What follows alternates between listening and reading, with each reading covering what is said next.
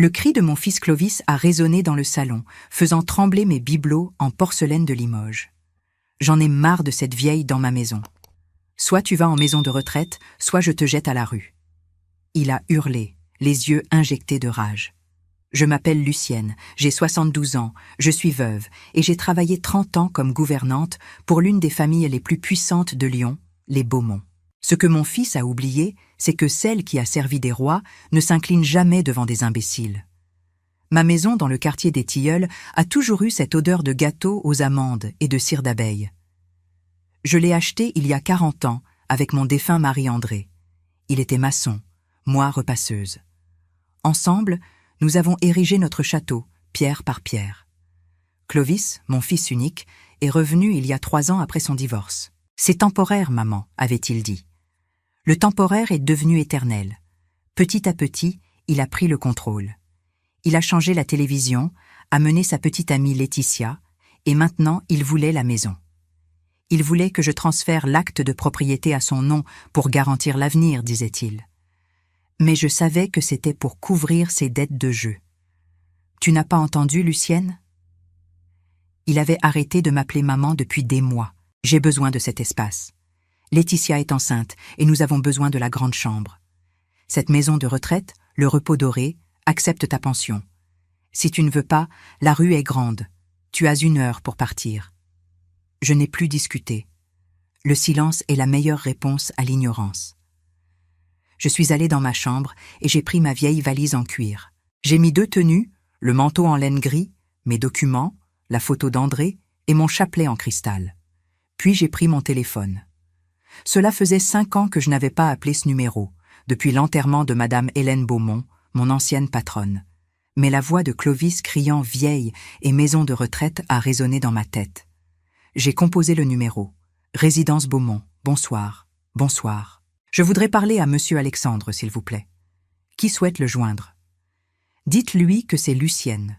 Dites-lui que le gâteau à l'orange a brûlé. » C'était notre code secret, une plaisanterie de quand Alexandre était enfant. Il y a eu un silence, puis une voix grave a pris l'appareil. « Lu, ma seconde maman. Il s'est passé quelque chose? Alexandre, mon petit, j'ai besoin d'aide. Je viens moi-même. Ne bouge pas de la porte, Lu. Personne ne te touche. Donne-moi 30 minutes. J'ai terminé ma valise, mis du rouge à lèvres, peigné mes cheveux blancs et enfilé mon châle. Je suis sortie avec ma valise. Clovis et Laetitia sont venus sur le perron pour assister au spectacle. « Tu attends quoi? Le pape ?» Clovis a éclaté de rire. C'est à ce moment que les phares LED ont percé l'obscurité. Une berline noire, blindée, longue et étincelante, s'est arrêtée devant la maison. Le chauffeur a ouvert la porte arrière. Alexandre Beaumont est descendu, ajustant son costume italien. Son visage faisait la couverture des magazines d'affaires. Il était le PDG de l'entreprise où Clovis travaillait comme simple assistant administratif. Alexandre a marché jusqu'à moi et a embrassé mes mains. Désolé pour le retard, Lu. La circulation était impossible. Puis il s'est tourné vers Clovis. Mon fils était pâle, si blanc qu'il semblait avoir vu un fantôme. Sa bouche s'ouvrait et se fermait sans qu'aucun son n'en sorte. Alexandre a ajusté sa cravate et a regardé Clovis avec un mépris froid. « Bonsoir », a dit Alexandre d'une voix qui a coupé l'air comme une lame. Je crois que nous avons une affaire à régler concernant le logement de Madame Lucienne et l'avenir de votre carrière dans mon entreprise, n'est-ce pas? Mais avant de continuer, vérifiez si vous êtes déjà abonné à la chaîne et dites-nous en commentaire de quelle ville ou pays vous nous regardez. Nous aimons beaucoup savoir jusqu'où nos histoires voyagent. Le silence dans la voiture blindée était pesant. Alexandre tenait ma main ridée entre les siennes. Il était furieux. Il ne sait pas qui tu es pour moi, n'est-ce pas, Lu? Il sait que j'ai travaillé pour ta famille, mais Clovis a toujours eu la mémoire sélective. Pour lui, je n'étais que l'employé qui rapportait l'argent. Alexandre a sorti une tablette. Je n'allais pas te raconter ça aujourd'hui, mais tu dois savoir à qui nous avons affaire. Clovis n'est pas seulement un fils ingrat. C'est un employé dangereux pour lui-même. Mes yeux ont parcouru les chiffres. Des prêts sur salaire à mon nom que j'ignorais, des dettes de jeux en ligne, des détournements de matériel du bureau. Clovis ne voulait pas la maison pour le bébé. Il voulait la vendre pour boucher le trou qu'il avait creusé avant que la police ne frappe. Il a falsifié ta signature sur 3 documents de crédit, lus. La banque a appelé les ressources humaines. C'est comme ça que l'alerte m'est parvenue. J'allais l'appeler lundi, mais maintenant la conversation sera différente. La douleur de la trahison est physique. Mon fils était devenu un voleur et un fraudeur. Nous sommes arrivés à l'appartement moderne d'Alexandre, avenue Jean Jaurès. Tu restes ici le temps qu'il faudra. La chambre d'amis est prête. J'ai même fait acheter cette tisane de fenouil que tu me préparais. Alexandre, ne licencie pas Clovis demain. Il m'a regardé, confus. Si tu le licencies maintenant, il va se faire passer pour la victime. Il va vendre les affaires de ma maison pour survivre. J'ai ouvert mon sac et sorti un dossier jauni. L'acte de propriété de la maison. Clovis a dit que son père lui aurait laissé la maison. Mensonge. André a transféré la maison à mon nom 5 ans avant de mourir, avec usufruit viager et clause d'inaliénabilité. Clovis ne peut rien faire sans ma signature. J'ai aussi sorti mon cahier noir. Ma comptabilité. Chaque centime prêté à Clovis, chaque facture payée, tout noté. Alexandre était impressionné. Tu es impressionnante, Lu. Une gouvernante ne cesse jamais d'être gouvernante. Le plan est le suivant.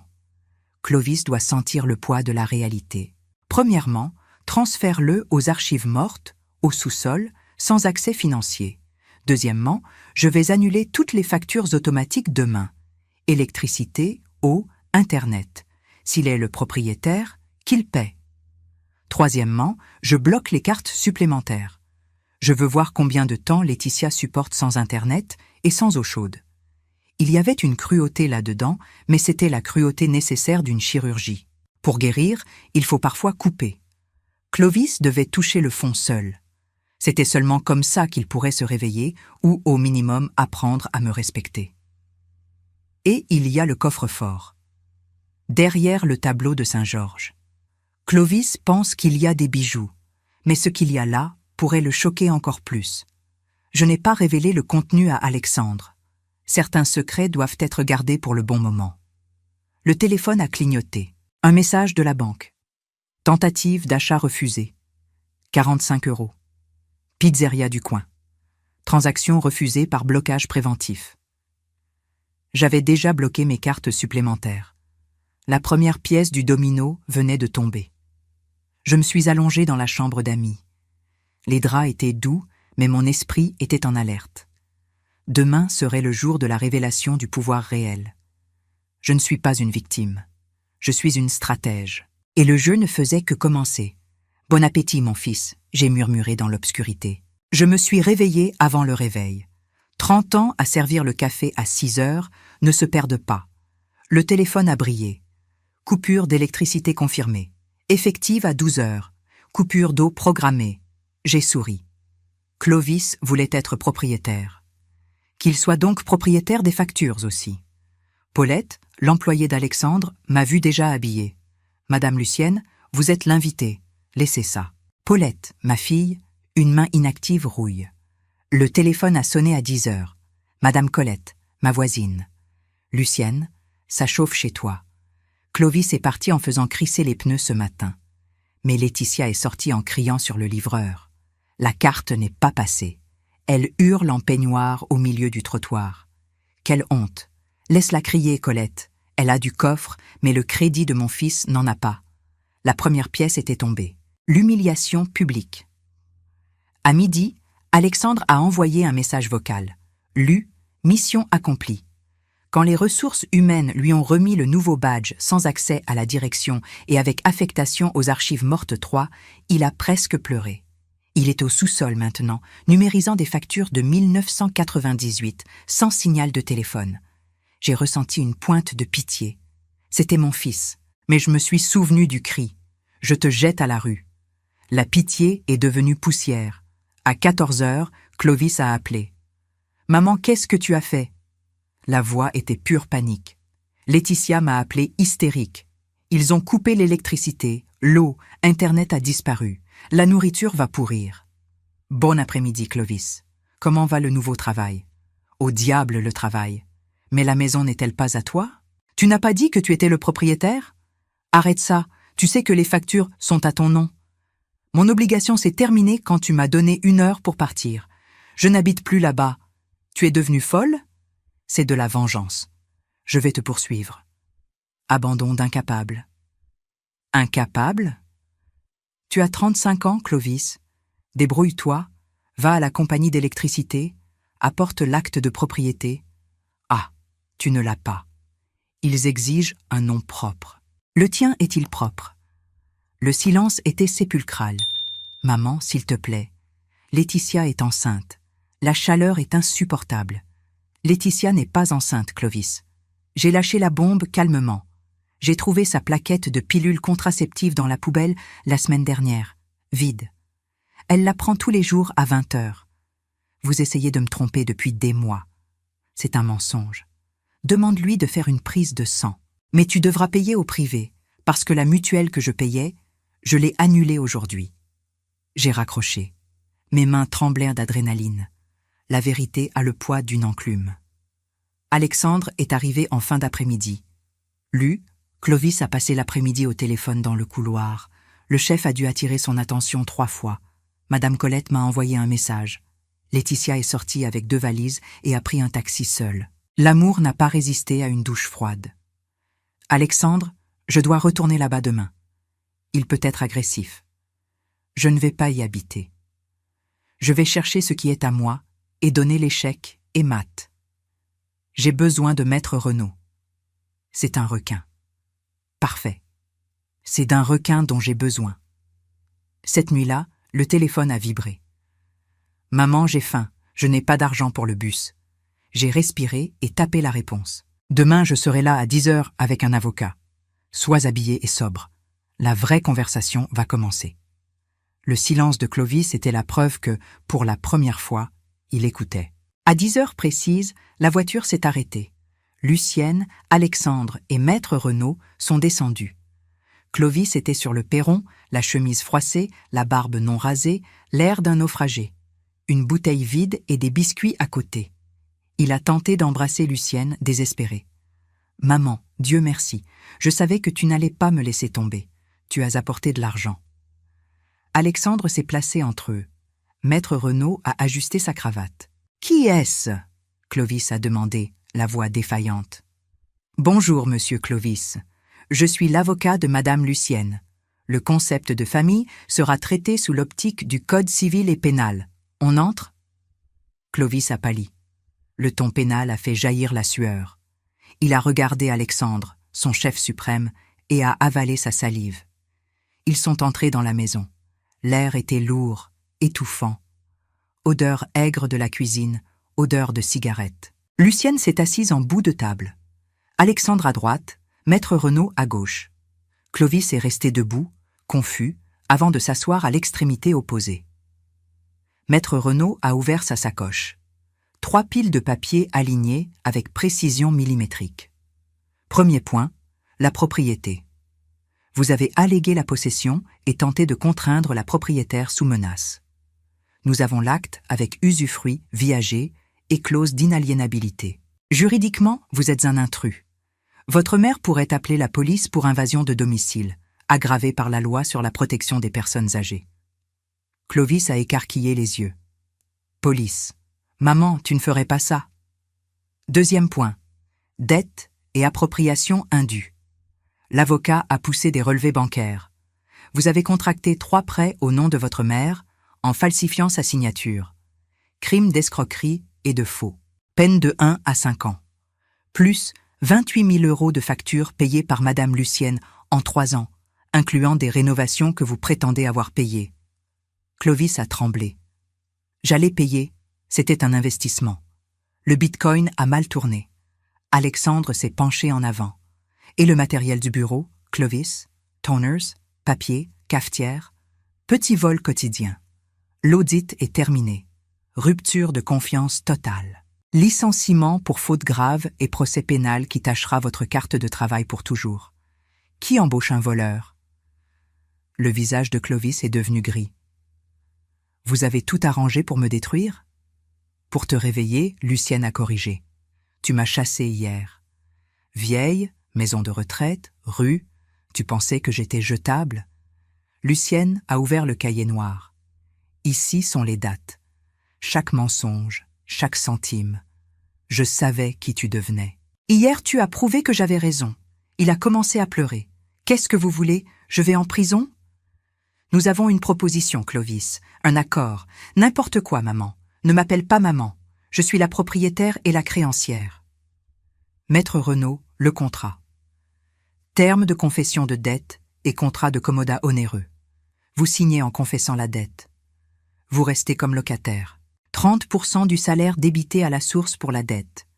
Le reste pour vivre et payer votre part des factures. Locataire? Mais je n'ai pas d'argent. Vous restez dans l'entreprise, aux archives mortes. Si vous manquez un jour, faute grave. Si vous volez un trombone, police. Et les règles de la maison, pas de petites amies, pas de fêtes, pas de fumée. Chambre du fond, ménage le week-end, verre sale dans l'évier, Internet coupé une semaine. Et si je ne signe pas? Vous sortez directement pour le commissariat. Choix, chambre du fond et travail, ou cellule et casier. Clovis a pris le stylo d'une main tremblante. Où je signe? Sur toutes les pages. Alexandre et Maître Renaud sont partis. Lucienne est restée.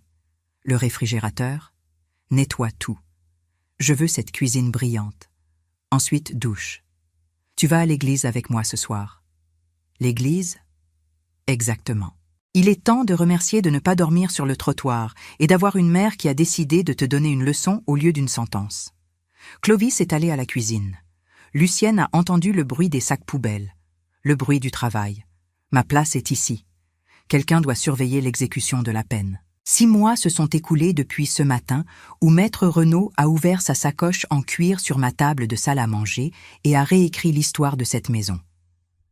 Le temps qui semblait auparavant courir contre moi marche maintenant à mon rythme, marqué par le tic-tac de l'horloge à balancier du salon et par le son de la clé tournant dans la porte ponctuellement à 19 heures. L'odeur de cigarettes et de parfums bon marché a disparu, laissant place à l'arôme de haricots blancs au laurier et du produit pour meubles que je passe moi-même sur mes étagères. Je suis sur le perron en train d'arroser mes fougères quand je vois Clovis tourner au coin de la rue. Il ne marche plus avec ce déhanchement arrogant de quelqu'un qui se croyait propriétaire du quartier. Son pas est rapide, concentré, de quelqu'un qui a des horaires à respecter et des ampoules aux mains.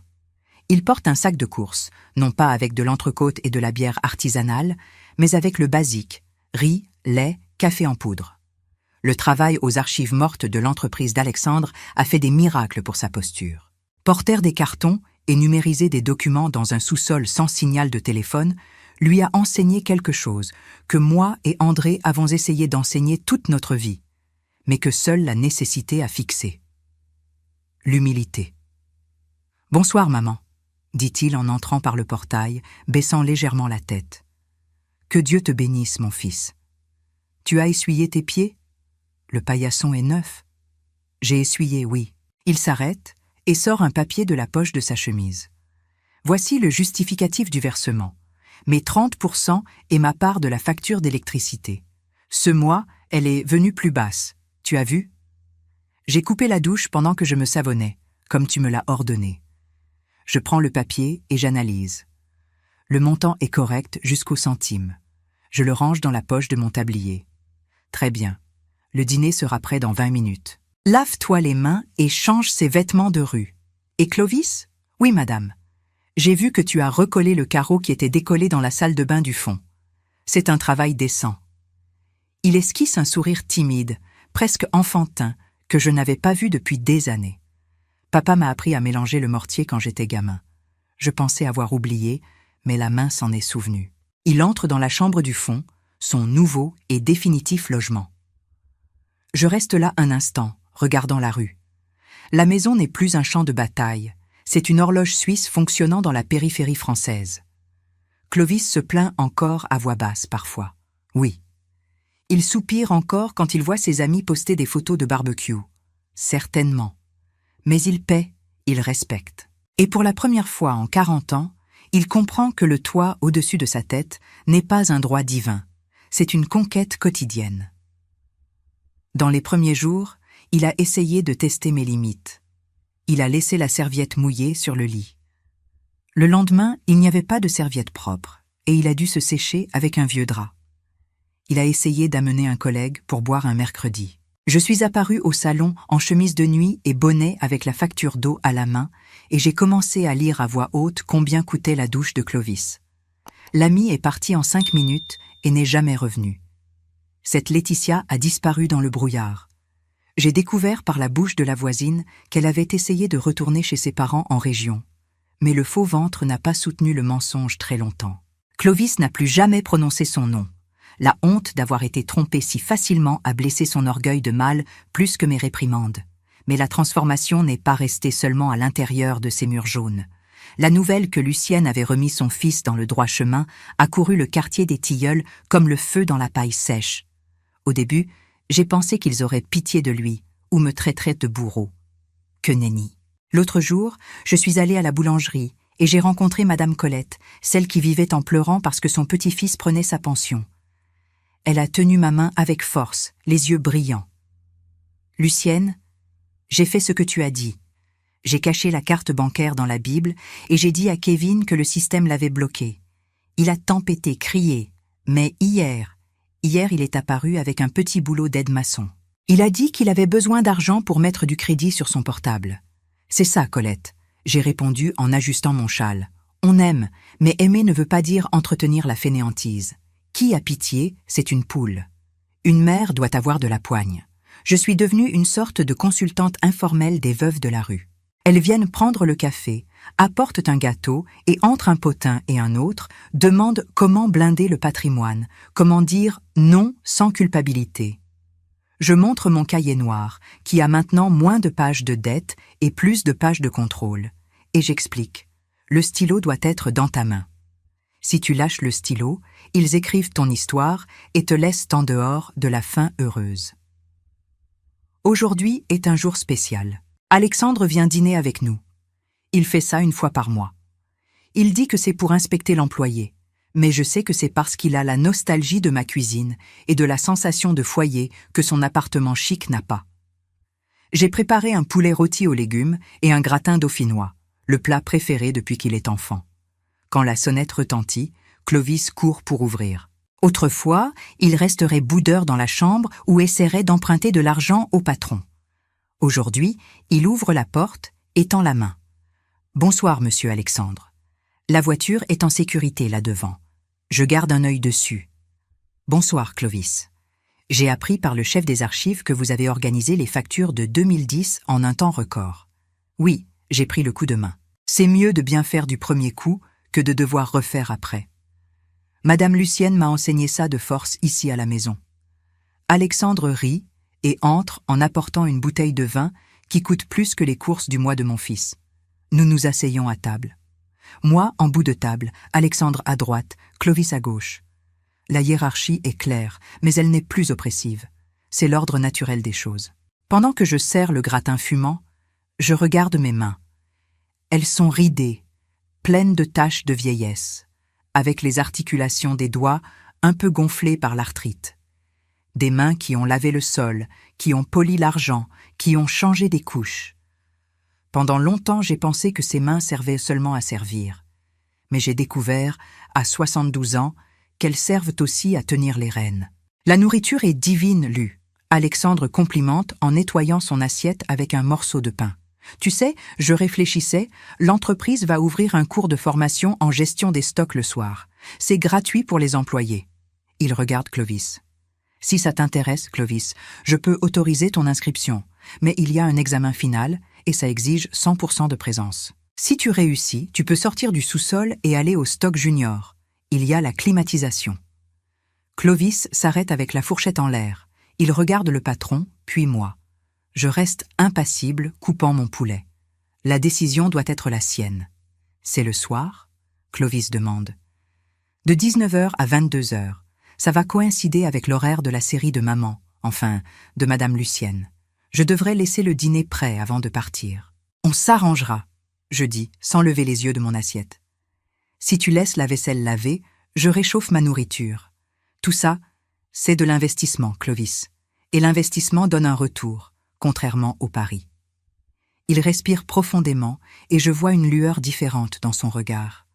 Ce n'est pas de la cupidité, c'est de l'ambition, celle qui est saine, de quelqu'un qui veut monter l'échelon avec ses propres jambes. Je vais faire l'inscription demain. Merci, monsieur Alexandre. Le dîner se termine avec du café frais et un gâteau aux amandes. La conversation coule. Nous parlons de politique, du prix des tomates, de la vie. Il n'y a pas de cris, pas de menaces de maison de retraite. Il n'y a pas de peur d'être jeté à la rue. Plus tard, après qu'Alexandre soit parti et que Clovis ait débarrassé la table en silence, je m'assieds dans mon fauteuil préféré du salon. La maison est silencieuse, mais c'est un silence de paix, pas de solitude. Je regarde mes bibelots en porcelaine sur l'étagère. Ils ne tremblent plus. Ils sont fermes, comme moi. Clovis passe par le salon en allant vers la chambre. « Bonne nuit, maman. » La porte d'entrée est fermée à clé. J'ai éteint la lumière de la cuisine. « Bonne nuit, mon fils. Dors avec Dieu. » Ah, Clovis. Oui, demain, je veux me réveiller avec l'odeur de café passé. Puisque tu vas étudier le soir, le petit déjeuner est maintenant de ta responsabilité. Il sourit en secouant la tête. Compte sur moi. Fort et sans sucre, comme vous l'aimez. Il ferme la porte de la chambre. J'éteins l'abat-jour. L'obscurité accueillante embrasse ma maison. Je n'ai pas peur de l'avenir. Je n'ai pas peur de la vieillesse, parce que j'ai appris que la dignité n'est pas quelque chose que les autres te donnent, par charité. C'est quelque chose que tu prends pour toi, que tu enfermes dans le coffre-fort et dont tu avales la clé. Je ferme les yeux, prête à dormir le sommeil des justes. Demain est un autre jour, et la propriétaire de la maison a beaucoup à faire. La vie, après tout, ne se termine que quand on arrête de la commander. Et moi, je ne fais que commencer à donner les ordres. La vie donne beaucoup de tours, mes amis. On élève les enfants pour le monde, mais parfois le monde nous les renvoie cassés et on doit les réparer, non pas avec de la colle et des rustines, mais avec du feu et un marteau. Est-ce que ça a fait mal? Ça a beaucoup fait mal de voir mon fils pleurer, de le voir dans la galère, de le voir humilié. Aucune mère n'aime ça, mais c'était la douleur de l'accouchement de l'homme qu'il devait être. Moi, Lucienne, ancienne gouvernante, veuve, âgée, je ne suis pas une victime du temps. Je suis une stratège de la vie. J'ai récupéré mon château, dompté mes fantômes et garanti mon avenir. Clovis passe sa vie à apprendre la leçon la plus importante. Celui qui a servi des rois ne s'incline jamais devant des imbéciles. La dignité ne se donne pas, elle se prend. Pendant des années, j'ai été invisible dans les grandes maisons. Les gens parlaient de leurs secrets devant moi comme si j'étais un meuble. Clovis a commis la même erreur. Il a pensé que parce que j'étais vieille, j'étais stupide. Il a pensé que parce que je l'aimais, j'étais faible. Mais il a découvert que l'amour d'une mère a des limites. Aimer ne veut pas dire entretenir la paresse. Qui a pitié, c'est une poule. Une mère doit avoir de la poigne. Ma stratégie a été simple mais implacable. J'ai coupé toutes les commodités sans prévenir. J'ai laissé Clovis sentir le poids de la réalité seule. J'ai utilisé des connexions qu'il ignorait. J'ai appliqué la loi française, l'usufruit viager, en ma faveur. Et surtout, j'ai gardé la documentation de tout dans mon cahier noir. Chaque centime, chaque mensonge, chaque date. Le contrôle est la seule chose qu'une femme dans ma position peut avoir. Et je l'ai exercé avec la précision d'une gouvernante qui a géré une résidence avec 12 employés. Aujourd'hui, Clovis étudie le soir. Il laisse le dîner prêt avant de partir. Il lave la vaisselle sans se plaindre. Il a une ambition saine, celle de sortir du sous-sol, de monter dans la vie avec ses propres jambes. Il respecte les horaires et les règles. La maison fonctionne comme une horloge suisse. Et moi, je supervise tout avec la satisfaction de celle qui a reconquis son territoire. Je n'ai pas eu besoin d'utiliser ma dernière carte. L'assurance avec le nom d'Aurore Moreau, la fille qu'André a eue avant moi, reste dans le coffre-fort, caché derrière le tableau de Saint-Georges. Clovis ne sait toujours pas qu'il a une demi-sœur. S'il ouvrait ce coffre-fort, il découvrirait que la maison qu'il se dispute tant, si je décédais sans testament, devrait être partagée avec une sœur inconnue. La terreur de devoir partager l'héritage serait le coup final dans sa cupidité. Mais ce secret, je le garde pour mon testament. Ou peut-être que je ne le révélerai jamais. Certains secrets ont plus de pouvoir quand ils restent secrets. La société regarde les personnes âgées et voit du déchet.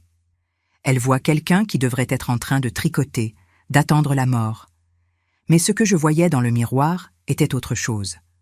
Je voyais la femme qui a géré une résidence avec 12 employés.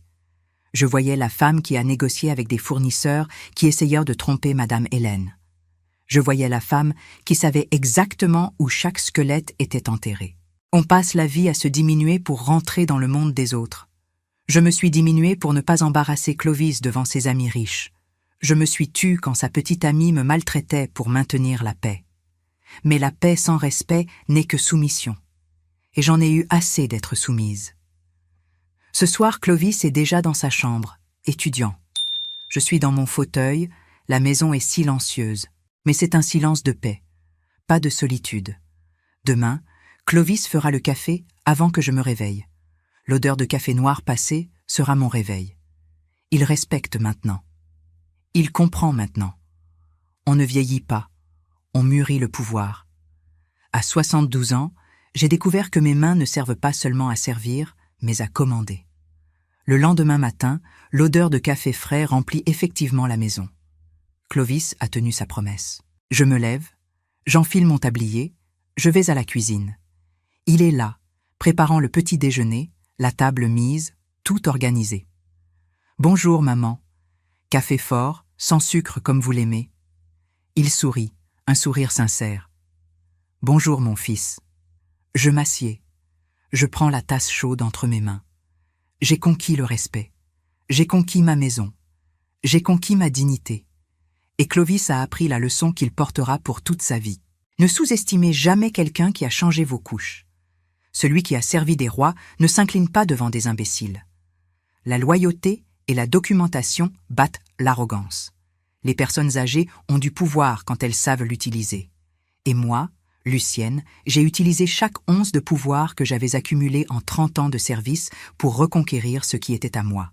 Ma maison, mon respect, ma vie. Je regarde par la fenêtre. Le tilleul qu'André a planté balance doucement dans le vent. Le soleil se lève sur le quartier des Tilleuls. C'est un nouveau jour. Et la propriétaire de la maison est prête pour tout ce qu'il apportera. Parce que la vie ne se termine que quand on arrête de la commander. Et moi, je ne fais que commencer. Si cette histoire a touché votre cœur, répondez ici dans les commentaires. À ma place, qu'auriez-vous fait? N'oubliez pas de regarder la prochaine vidéo qui apparaît sur votre écran. Elle apporte un rebondissement surprenant et émouvant qui vous captivera du début à la fin.